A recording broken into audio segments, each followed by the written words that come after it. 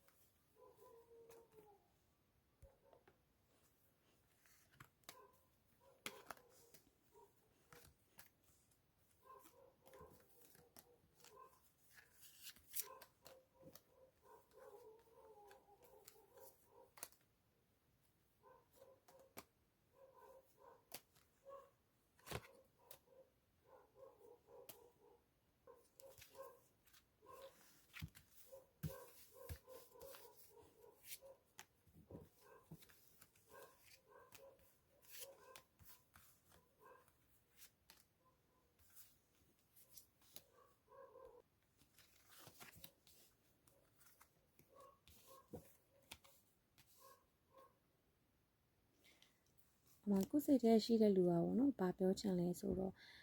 လောဆယ်ကတော့သူဟီးလုံနေပေါ့နော်သူကိုသူသူစိတ်သူအဲ့လိုမျိုးအဆင်ပြေအောင်လို့အဲ့လိုလုံနေရပေါ့နော်ငါတို့နှစ်ယောက်ကတငယ်ချင်းတက်ပူချင်တယ်ဆိုတော့ပြောမယ်ဆိုရင်တော့ဟာပေါ့နော်ချစ်သူမဖြစ်သေးတဲ့လူတွေပေါ့နော်အဲ့လိုပုံစံမျိုးမြင်ရတယ်အဲ့လိုလူတွေဖြစ်လောက်မယ်ပေါ့နော်သူပြောချင်တဲ့စကားဆိုတော့အဲ့ဒါလည်း resonate ဖြစ်လာမယ်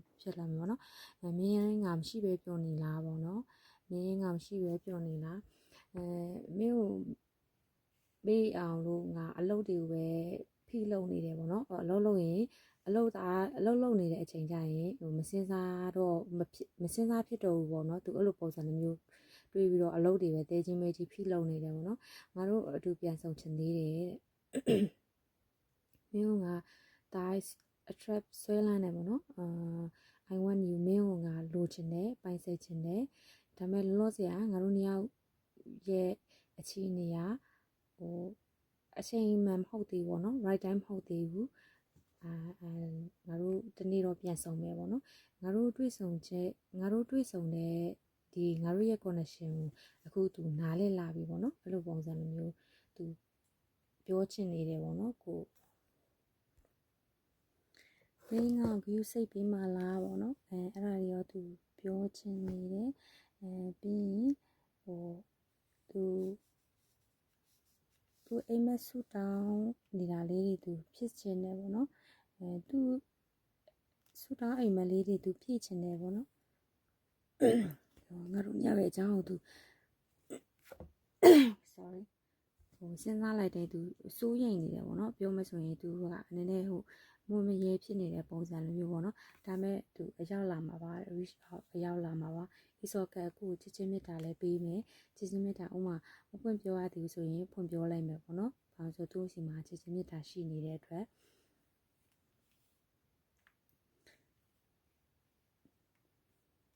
စကလုံးတွေကငါ့ကိုနာကျင်စေတယ်တဲ့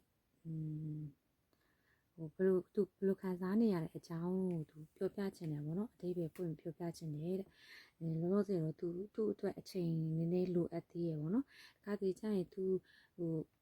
သူလည်းအဲ့လိုပေါ့နော်တာရောရီတာတွေပါတယ်မေးအကြံဉာဏ်တောင်းဒီ connection နဲ့ပတ်သက်ပြီးတော့အဲ့လိုပုံစံမျိုးသူလုပ်နေတယ်တဲ့သူလည်းအကြံဉာဏ်တောင်းအဲ့လိုပုံစံမျိုးလေးတွေလုပ်နေတယ်သူ့ကိုလက်မလွတ်လိုက်ပါနဲ့ပေါ့နော်သူကိတ်ထားပြီးပါပေါ့နော်သူ့ကို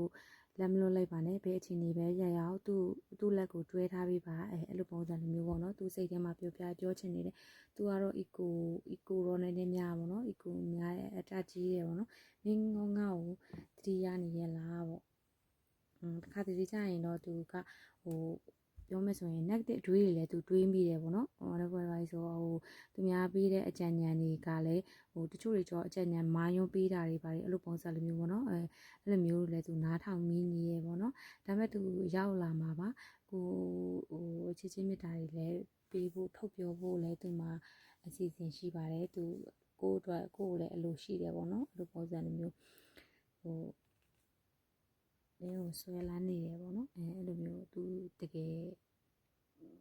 လောလောဆယ်တော့သူ right time မဟုတ်သေးဘူးပေါ့ကိုစီတော့ရောက်လာမှာပါပြောအဲ့ရောက်လာတဲ့ချိန်ကျရင်တော့သူ့ရဲ့ချစ်တဲ့အကြောင်းကိုသူတေချာလေးသူဘယ်လိုခံစားရတဲ့အကြောင်းကိုတေချာလေးပြောပြချင်တယ်ပေါ့နော်ဒီမှာ oracle ကလေးတွေကြည့်တော့ married တဲ့တချို့လူတွေကျတော့ဒီလူနဲ့ရှေ့ဆက်သွားပြီးအဲ့လိုလက်ထက်တဲ့အထိ married အဲ့လိုမျိုးပုံစံလိုမျိုးအထိမြင်ရတယ်တချို့လူတွေပေါ့နော်အကုန်လုံးတော့မဆိုလို့ဘူးပြီးရင်သူနဲ့ဟိုနော်advantage ဆိုကိုစီမှာလည်းအဲ့လို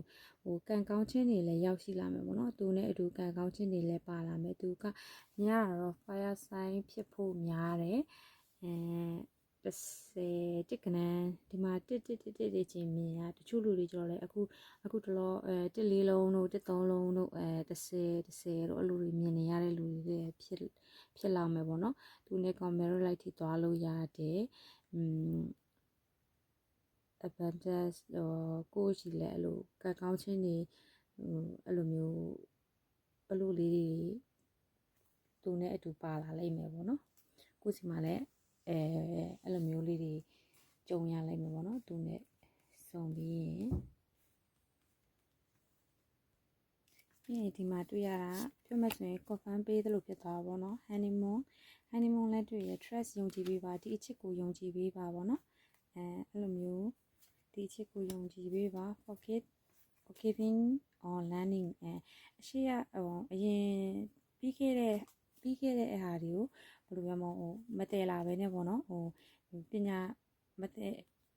ပညာတစ်ခုအနေနဲ့ပေါ့နော်ဥမာအရှိမှရှိတဲ့အတိတ်ကအကြောင်းတွေကိုသင်ခန်းစာယူပြီးတော့ရှေ့ဆက်ကောင်းအောင်ပဲအဲ့လိုမျိုးရှေ့ဆက်သွားပါတော့အဲ့လိုပုံစံလိုမျိုးပြောထားတယ်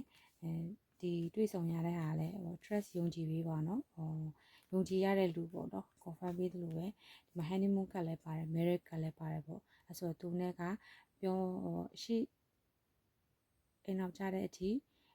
အဲ့လိုမျိုးလူဖြစ်နိုင်တယ်ပေါ့နော်ကိုယ့်ရဲ့ future spouse တဲ့စုံတွေ့အခုစဉ်းစားတဲ့လူပါပေါ့နော်အဲ့လိုပုံစံလိုမျိုးမြင်ရတယ်သူနဲ့ကတော့ romance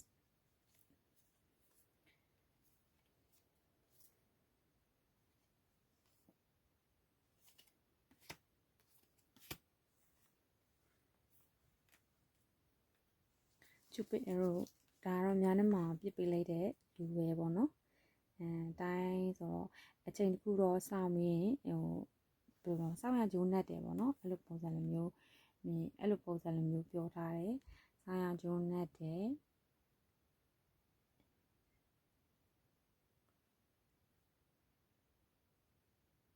အခုကိုစဉ်းစားလိုက်တဲ့လူကကိုပြောချင်တဲ့ဟာနဲ့သူနဲ့ရှေ့ဆက်ဘယ်လိုဖြစ်မလဲဆိုတဲ့ဟာပေါ့နော်အဲ့ဒါလေးကိုမြင်တာလေးတွေဟောပြောပြီးထားတာပေါ့နော်တကယ်လို့မှenergy ကိုက်ရင်လည်းယူပေါ့နော်မကိုက်ရင်လည်းအဲ့ဒါတိုင်းပဲအဖြစ်ပဲနားထောင်ပေးပါနော်အားလုံးပဲကျေးဇူးတင်ပါတယ်